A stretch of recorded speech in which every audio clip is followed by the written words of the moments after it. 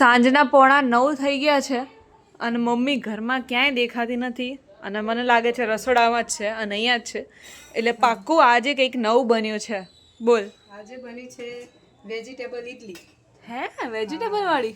એ પણ મગની દાળની અને સૂજીની અને વેજીટેબલથી ભરપૂર એવી ઇડલી.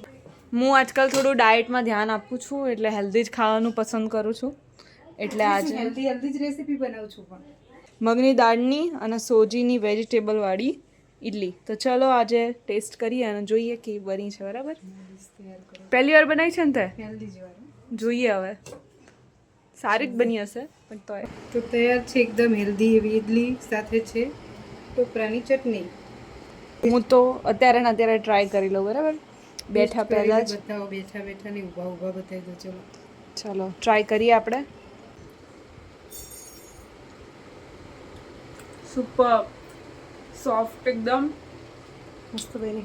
મકાઈ બી દેખાય છે ફ્રેન્ડ્સ, લીલા વટાણા બધું નાખીને જોરદાર જોરદાર. લાગતું જ નહીં કે સૂજીની અને પેલા મગની દાળની અને સૂજીની હોય એવી તો લાગતી જ નથી. લાગે છે ને. Super number 1. ચાલો.